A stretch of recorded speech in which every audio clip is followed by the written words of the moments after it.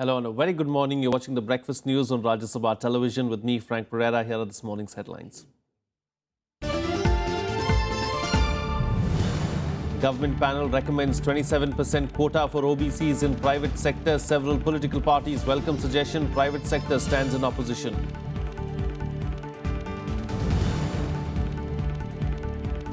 Next 48 hours critical, says doctor attending to Lance Naik Hanumantappa, who was pulled out alive from Siachen. President, Prime Minister salute his indomitable spirit.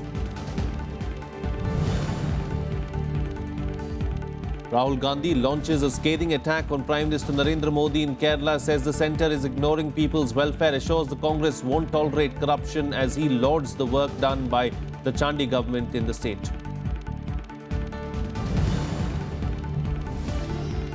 External Affairs Minister leads all-party delegation to Kathmandu, pays homage to deceased former Prime Minister Sushil Koirala. Funeral to be conducted with full state honours today.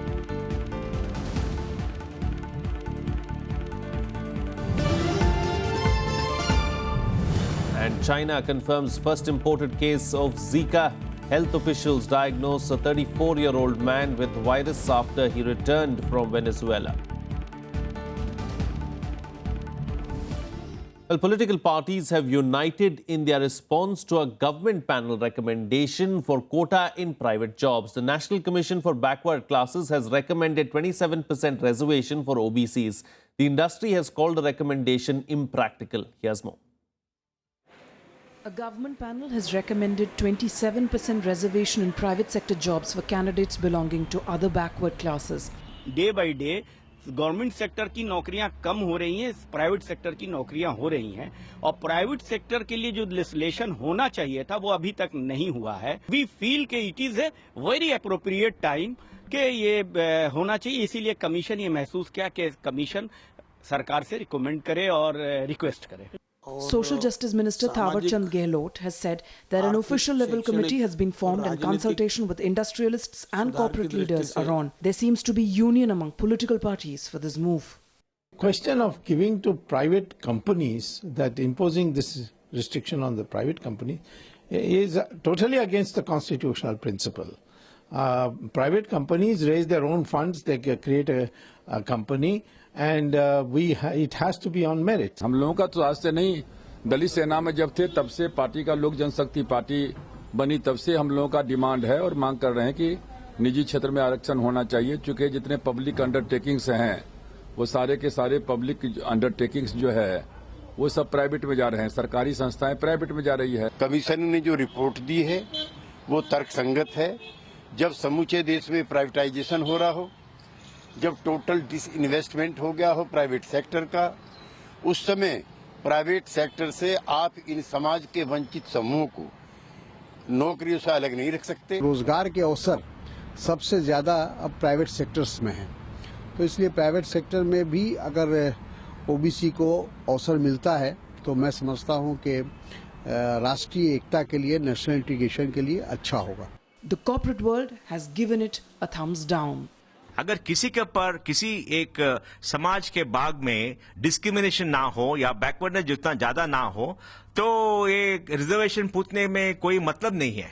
और हम समझते हैं कि इसलिए जो लोग पूछते हैं उन्होंने अच्छी स्टडी नहीं की है, वो पॉलिटिकल रीजन से कर रहे हैं और प्राइवेट सेक्टर में रिजर्वेशन नहीं लाना है. It is not possible. You see, government can enunciate and come out with any policies, but please remember it is for private sector to do what is right for their companies. They cannot start posing and imposing these kind of restrictive policies. Though job reservation in private sector, especially for SC/STs, has been discussed among pressure groups and in political forums, this is the first time that a formal recommendation from the National Commission for Backward Classes has come for job quota in the private sector. Bureau Report, Rajya Sabha TV. Moving on to some political news now. In a fresh attempt to end the political impasse in Jammu and Kashmir, BJP General Secretary Ram Madhav will hold talks with PDP Chief Mehbooba Mufti next week after the 40-day mourning period for the death of Mufti Mohammad Saeed ends.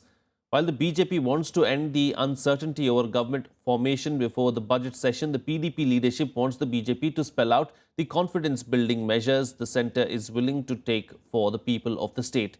The PDP wants the union government to make some concessions on its Kashmir-centric political agenda, including relaxation in the controversial Armed Forces Special Powers Act, a demand the BJP has rejected in the past. As the uncertainty continued, Governor N.N. Vora met Home Minister Rajnath Singh in Delhi and discussed the way forward in the state, which is under central rule since January 8th, following the death of Chief Minister Mufti Mohammad Saeed. Meanwhile, a two-day governors' conference is being held at the Rashtrapati Bhavan. On the inaugural day, President Pranab Mukherjee presided over the conference. During his inaugural address at the conference, the president stressed on the rising pollution levels in Indian cities and urged for urgent steps to tackle the problem. The president said that citizens of this country have a right to lead a healthy, happy and productive life. He added climate change has moved centre stage in policy formulation and its ill effects are visible in the abnormal behaviour of nature in recent times. 23 governors and 2 lieutenant governors of states and union territories are attending the two-day conference. Along with the President, Vice President Mohammad Hamid Ansari, Prime Minister Narendra Modi, Home Minister Rajnath Singh and External Affairs Minister Sushma Swaraj. A host of other leaders from various ministries are also participating in the event. The Congress Vice President virtually launched the party's election campaign in Kerala on Tuesday. Addressing party workers in Thiruvananthapuram, he launched a scathing attack on the Prime Minister, assuring the people that the Congress will not tolerate corruption of any degree. Rahul commended the work done by the Oman Chandi government in the state. He will conclude his visit today. Here's more. Rahul Gandhi's address to Congress workers at the conclusion of the Jan Raksha Yatra turning out to be the launchpad of the party's election campaign in the state. The Congress Vice President's target was Prime Minister Narendra Modi, whom he attacked on several occasions during his 30-minute speech. You will never see the Prime Minister of India near farmers, near labourers. You will never see a photograph of the Prime Minister of India holding hands with farmers or talking to farmers. Rahul also alleged that the BJP under the leadership of Narendra Modi came to power in 2014 on a campaign of hate and divide among various sections. The left, that is a Congress-led coalition's biggest challenge in Kerala, was Rahul's next big target. He said that the opposition's ideologies are obsolete. Congress ideology is about bringing people together, about creating harmony and peace in society. Our leaders and our workers understand that you have to create a balance between economic growth and between helping the poor people of the country. And this is something that neither the RSS, BJP nor the communists seem to understand.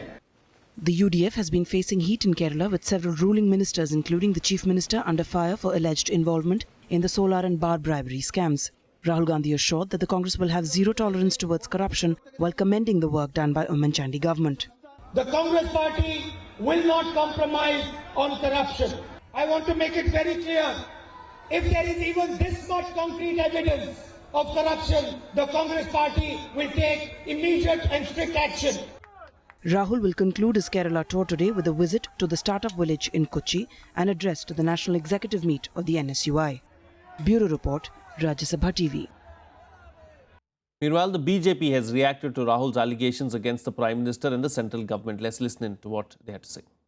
Sharing deals with Oman Chandi, in whose name serious allegations are there, his brother-in-law, his sister's husband, Mr. Vadera, is facing corruption charges.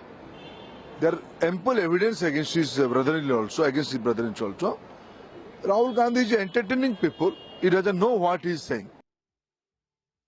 Meanwhile, India is praying for the survival of Lance Nayak Hanumantappa, who was pulled out alive from under 25 feet of snow in Siachen and is now battling for survival at the Research and Referral Hospital in Delhi.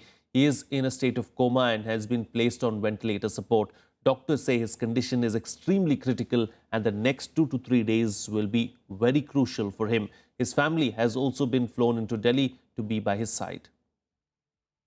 Lance Nayak Hanumantappa Kopad, who was miraculously found alive after remaining buried under snow for 6 days in Siachen, is now in coma and his condition is said to be critical. He has been diagnosed with severe pneumonia and his lungs and liver are also reported to be dysfunctional. Doctors at the Army Research and Referral Hospital say the next 48 hours will be stormy for the Jawan. A team of intensivists, neurologists, nephrologists, endocrinologists and surgeons have been pressed into service to do all they can to save the braveheart soldier. अभी जितना maximum support दे सकते हैं, जो कुछ available है वो सब उनको मिल रहा है. सो बेसिक ऐसे स्थिति में नॉर्मली पहले 48 आवर्स क्रिटिकल होते हैं. बाकी जो कुछ है थोड़ी ऊपर वाले की भी मर्जी रहती है. As the Lance Naik battles for his survival, his family was brought to Delhi from Dharwad. An overwhelmed family said it was like a rebirth for all of them. मैं बोल ही नहीं सकते, उतना खुशी हुआ हमको, पूरा परिवार को हमको बहुत खुश हुआ. हमारा मामू ने बच के आया ना, बहुत बहुत खुश हुआ हमको. ಹಿಂದಿನ ಪ್ರಯಾಣ ಅಂದ್ರೆ ನಮ್ಮ ಅಜ್ಜಿಯವರು ಅಂದ್ರೆ ಅವ್ರ ತಾಯಿಯವರು, ನಮ್ಮ ಹಸ್ಬೆಂಡ್ ತಾಯಿಯವರು, ಅವ್ರ ಪ್ರೇರಣೆ ಬಾಳಿದೆ. ದೇವರಲ್ಲಿ ಅವ್ರು ಕೇಳ್ಕೊತ ರೀತಿ ನೋಡಿದ್ರೆ ಅವರು ಕರೆನ ಪುನರ್ಜನ್ಮ ಪಡೆದಿದ್ದಾರೆ ಅಂತ ಅನಿಸ್ತದ. ಮತ್ತೇನು ಹೇಳ್ಬೇಕ್ರಿ, ನಮಗೆ ತುಂಬಾ ಖುಷಿಯಾಗಿದೆ ರೀ. ನಾವೀಗ ಅವ್ರ ಕಡೆನೇ ಹೋಗ್ಬೇಕು ಅಂತ ಆಸೆ ಆಗಿದೆ. ನೋಡ್ಬೇಕು ಅವ್ರನ್ನ ಯಾವ ನೋಡ್ತೇವೇನೋ ಅಂತ ಅನ್ಸಾಗ್ತಿದೆ. ಭರವಸೆ ಇತ್ತು ರೀ. ಅದು ಭರವಸೆ ಏನಿತ್ತು ಅಂದ್ರೆ ನನಗೆ ಮೊಗ್ಗದಾಗ ಬಂದು ನಾನು ವಾಪಸ್ ಬರ್ತೇನೆ ಅಂತ ಕನಸಿನಾಗ ತಿಳ್ಕೊಂಡಂಗೆ ಆಗಿತ್ತು ರೀ. ಅದು ನನಗೆ ಕನಸಿನಾಗ ಬಂದು ನಿಂತಿದ್ರಿ ಹೇಳಿದಾಗ ನಾನು ಮನಸ್ಸು ಗಟ್ಟಿ ಮಾಡೇನಿ ರೀ. Prayers continue to pour in for the brave soldier. His indomitable spirit and ability to endure adverse conditions was lauded by President Pranab Mukherjee. Prime Minister Narendra Modi too described him as an outstanding soldier and paid him a visit at the hospital in Delhi. Meanwhile, bodies of all the 8 remaining soldiers have also been recovered from the huge mass of ice on the Siachen Glacier, 7 days after they got buried under an avalanche that hit their high-altitude military post. Their mortal remains will be flown to their hometowns after due formalities. Bureau Report, Rajya Sabha TV. Meanwhile, for the third day today, the deposition of LET operative David Coleman Headley will continue before a Mumbai court. On day 2, on Tuesday, Headley made more startling revelations that detail the extent of Lashkar's planning before the 26/11 Mumbai attacks. Headley told the court that the terror outfit had planned an attack a year before 26/11. At that time, they were targeting India's defense scientists. That attack was called off as the scientists' meet was cancelled. The Lashkar-e-Toiba planned to target India's defense scientists a year before the 26/11 strikes. The attack was averted when the meeting of the scientists was called off. The LET operative turned approver David Coleman Headley also testified that Pakistan's inter-services intelligence had asked him to recruit Indian army men to spy for them. I did ask him, why did you videograph the second floor of Hotel Taj? On my query, he replied that Lashkar-e-Toiba wanted to attack on a particular day when the Indian scientist conference was going to be held. Headley also revealed in court on Tuesday that he had conducted a recce of the Taj Mahal Hotel, the Naval Air Station and the Siddhivinayak Temple on his visits to India. Headley claims he also selected the landing sites for the terrorists. Headley used GPS during his visits to Mumbai so that the exact location of targets and locations in the Arabian Sea could be stored. Headley says he handed over all the photographs, videos and the GPS to Sajid Mir and Abu Kafa. He has disclosed his close association with ISI and he said that he was working for ISI also. I did ask him to whom he was knowing about the ISI people. He said that Brigadier Riaz, then he said Colonel Shah. He also said that Lieutenant Colonel Hamza and one Major Samar Ali. Initially he said that Samar Ali, he don't know exact, but when pointed out his telephone number which he had saved in his email account, then he readily agreed. David Headley further confirmed that ISI and Lashkar-e-Toiba had a close nexus with each other. I did ask him how you can say that And on what ground you say that? Then he said that ISI provides the financial, then moral, as well as the military support to the Lashkar-e-Toiba. During the deposition, Headley has, as was expected, revealed a lot of details about his various associations with the LET ISI formations, individuals and organizations, and how he went about planning a number of things along with the other people. So we'll have to wait till we get to the completion of his evidence, after which we will weigh the various pieces of evidence that he has thrown up, and we'll try to incorporate in our case so as to make our case solid. Meanwhile, the US has said it was ready to assist India in pursuing every possible lead to bring the perpetrators of the attack to justice. US State Department spokesperson John Kirby said his country's commitment was indicative of the close ties between India and America. Bureau Report, Rajya Sabha TV. Well, it's time for a short break now, but news and updates will continue on the other side. Stay tuned. We'll be right back.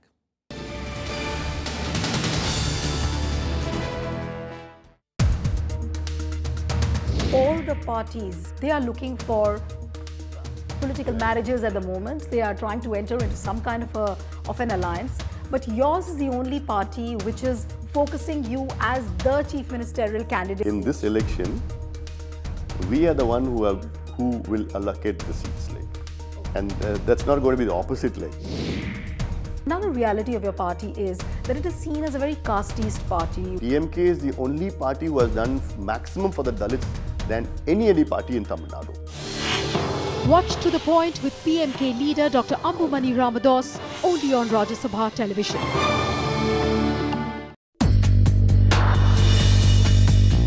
Breaking tomorrow on Rajya Sabha television.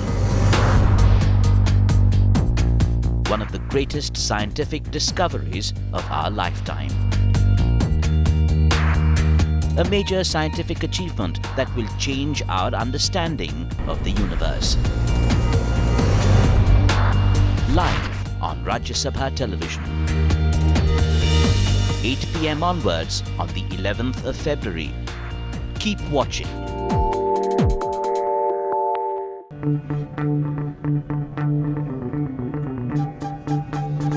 Art arisen from a multi-hued cultural canvas.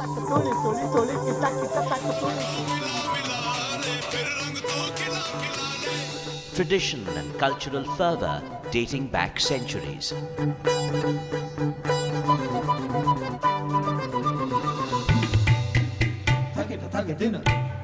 And encircling them all, there's a magic that awes.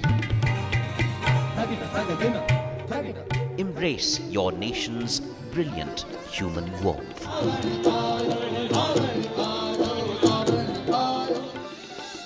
Watch Colours of India, Sundays at 9:30 p.m. on Rajya Sabha television.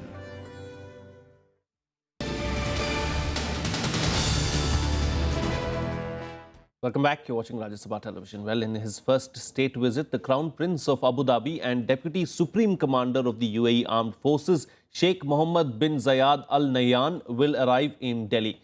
He will hold talks with Prime Minister Narendra Modi on key issues including security and stability of the Gulf region, which is home to over 7 million Indians.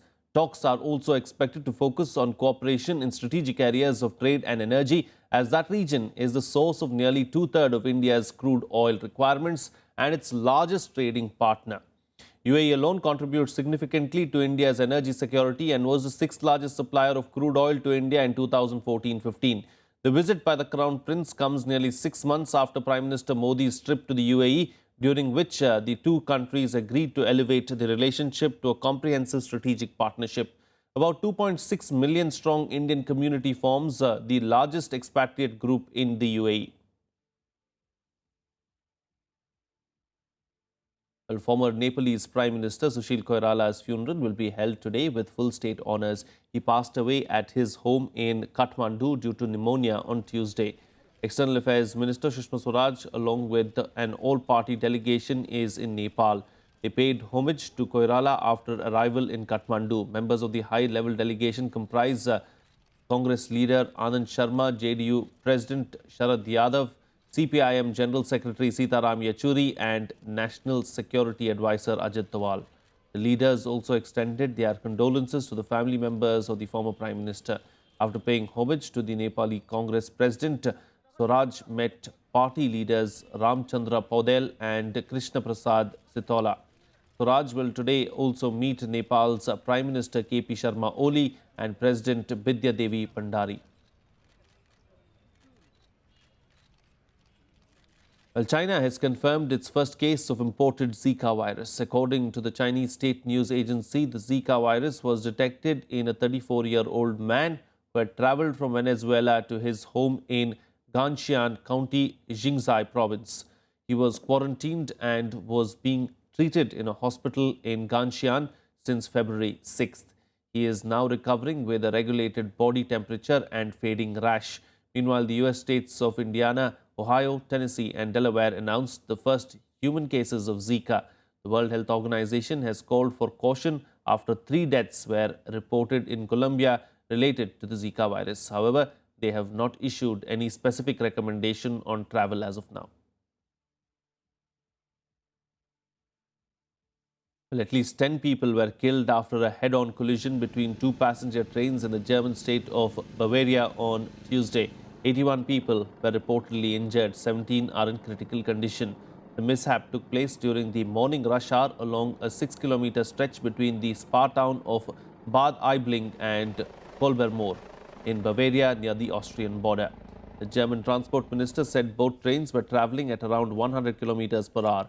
Officials suspect both train drivers had no visual contact before the crash as the site is on a bend. 2 data recorders on board the trains have been recovered. German officials have launched an investigation into the incident. German Chancellor Angela Merkel expressed dismay over the crash.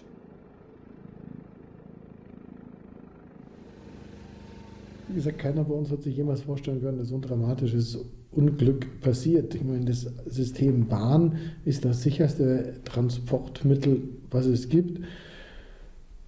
Wir machen die ganzen Notfallübungen, unsere Leute sind ausgebildet, aber trotzdem kann man sich nie ganz auf so einen Tag vorbereiten. Einfach der Schmerz. We don't know. The criminal police was here and they looked for the reason. A week, 2 weeks, we don't know it. We have some black boxes. In some more international news now, the UN has said nearly 3 lakh Syrians could be cut off from food supplies if government forces encircle rebel-held parts of Aleppo. The warning comes as battle rages on between the Assad forces and rebels in the region. Last week, a road from Turkey used by the World Food Programme to reach eastern Aleppo was blocked by government forces. Meanwhile, the Turkish borders have flooded with refugees fleeing for life from the war-torn country. The UN called on Turkey to let in nearly 30,000 people stranded on its border. According to aid workers, facilities at the border have been overwhelmed, forcing people to sleep outside in the bitter cold weather. Syrian President Bashar al-Assad, with Russian support, is on a bid to secure the border with Turkey and recover control of Aleppo from rebels.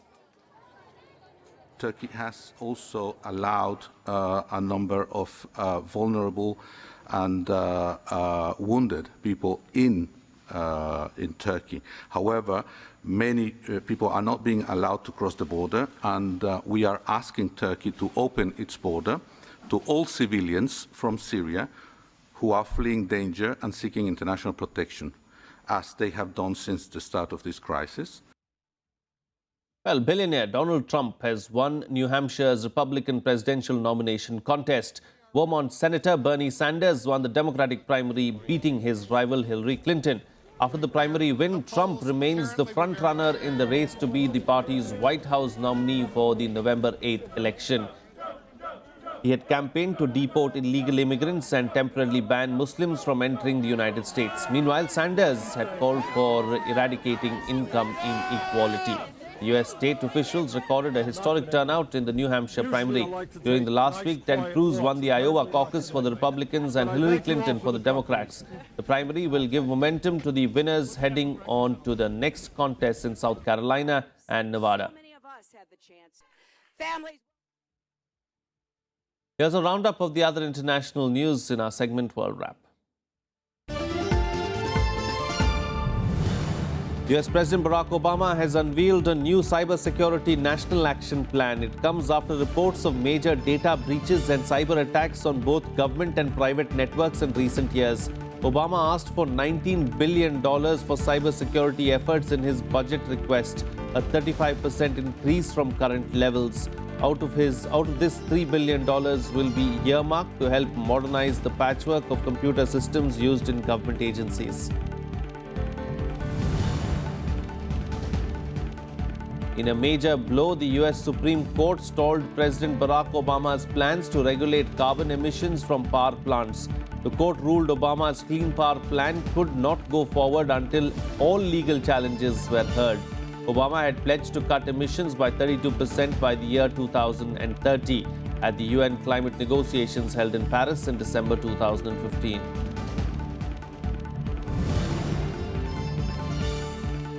Well, the US today said that North Korea could soon have enough plutonium for nuclear weapons after restarting one of its reactors. US Intelligence Chief James Clapper said Pyongyang had also taken steps towards making an international ballistic missile system.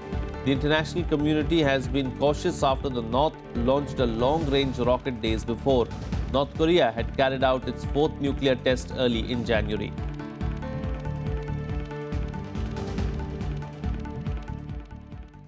And now for some news from the 12th South Asian Games. Indian track and field athletes, swimmers and archers dominated the fifth day of the competition.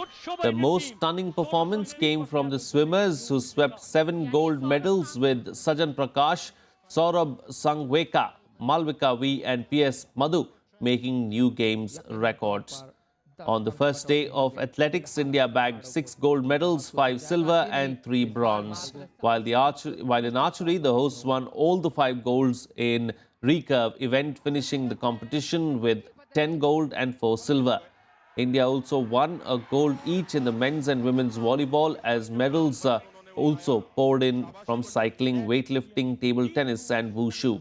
India's gold rush in the competition is expected to continue, as 6 Rio Olympics-bound shooters are likely to clinch most of the gold medals on offer when the shooting event kickstarts today. In the medals tally, India are way ahead with 78 gold, 36 silver and 10 bronze medals. Sri Lanka are in second place with 17 gold, 37 silver and 33 bronze. Pakistan are third with 5 gold, followed by Bangladesh with 4 gold medals.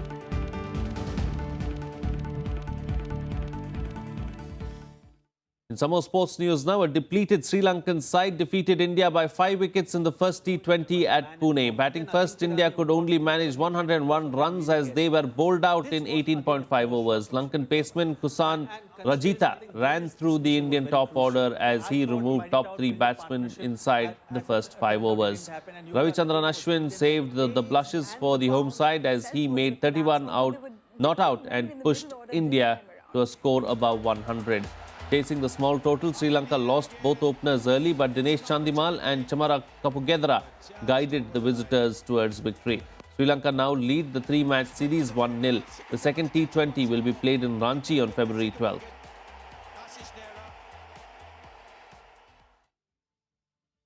Meanwhile, 3-time champions India continued their invincible run to enter the ICC Under-19 World Cup final for a 5th time with an emphatic 97-run win over Sri Lanka in the semi-finals in Mirpur on Tuesday. Batting first, India had a shaky start but did well to reach 267 for 9 with the help of half-centuries from Amal Proth and Sarfaraz Khan. Indian bowlers then put up an impressive effort with the ball to dismiss Sri Lanka for 170 in 42.4 overs. Anmol Preet Singh was named the man of the match for his gritty 72 runs. The men in blue now await either West Indies or host Bangladesh in the final to be played on February 14th. Well, that's it on this edition of the Breakfast News. Have a good day.